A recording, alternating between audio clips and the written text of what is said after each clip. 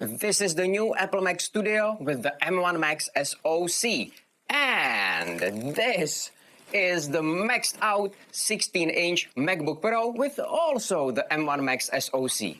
I intentionally bought the base model of the Mac Studio to see if it can compete with this almost twice as expensive 16-inch MacBook Pro M1 Max. So both are the same M1 Max.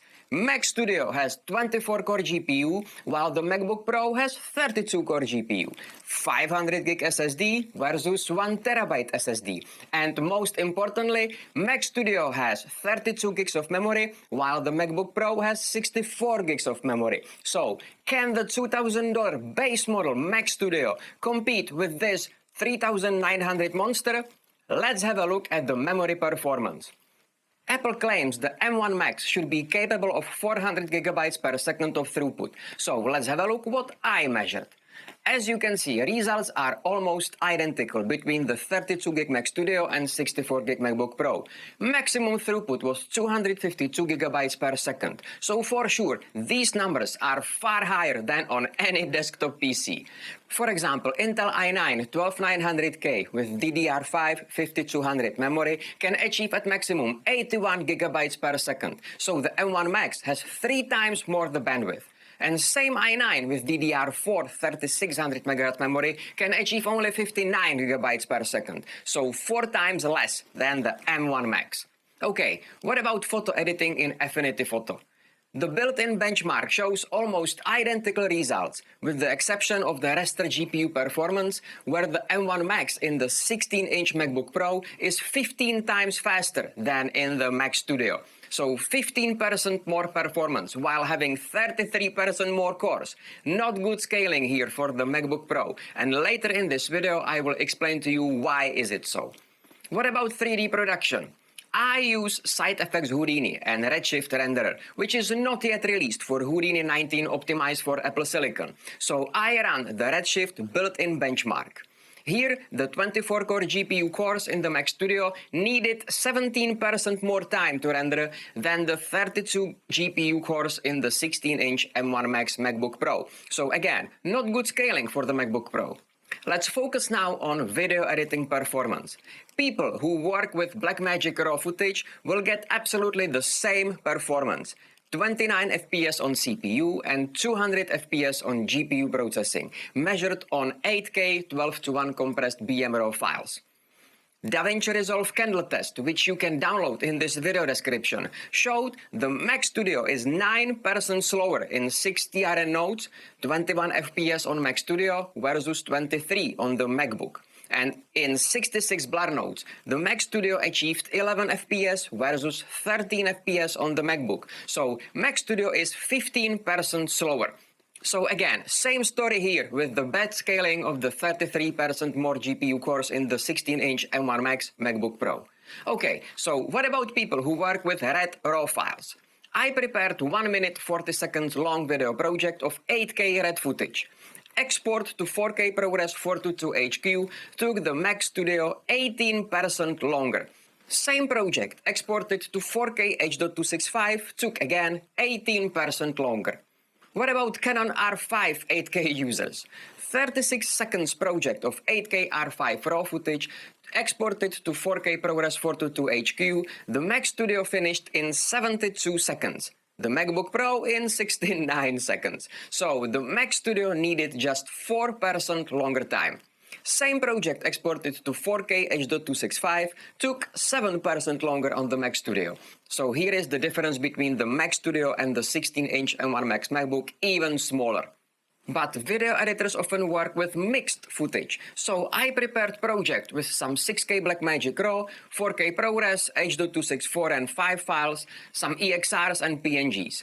22 minutes, 19 seconds long project exported to 4K ProRes 422HQ took only 3% longer on the Mac Studio.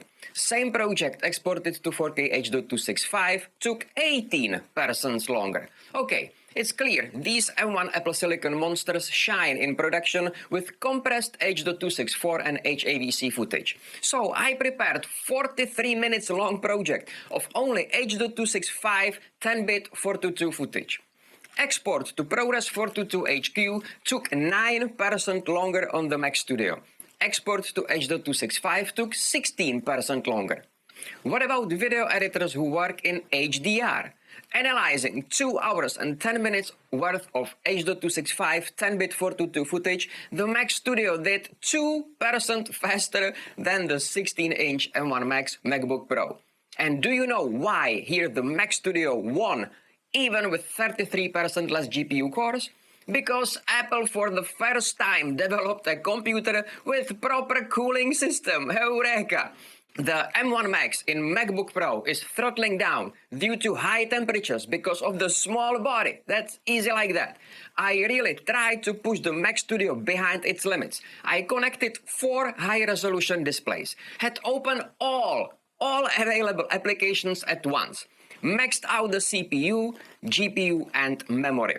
Here on the left display, I ran Cinebench, 100% maximum stress test on CPU.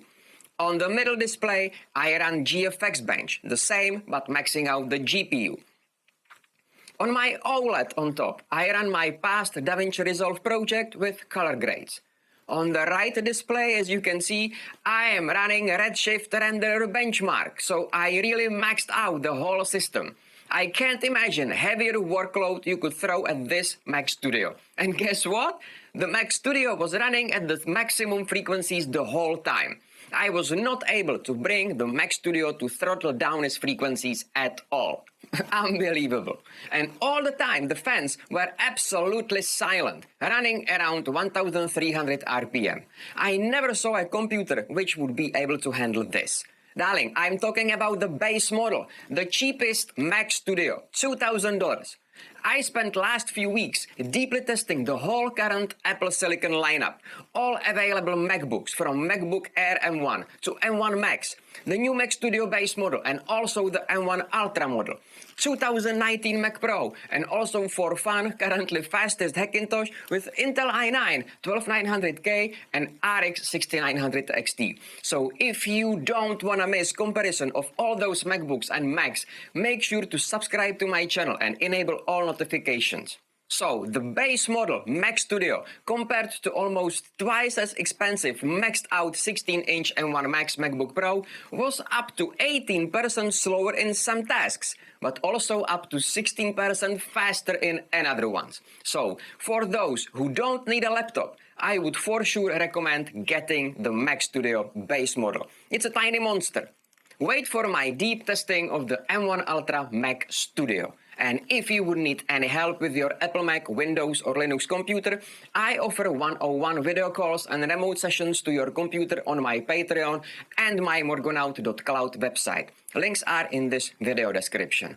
You can book a live meeting with me in just few clicks. So, I hope I made your day again a little better. If so, then hit the like button to help to this channel and to me produce for you more useful videos like this in future. Take care and see you next time, my Macintosh friends.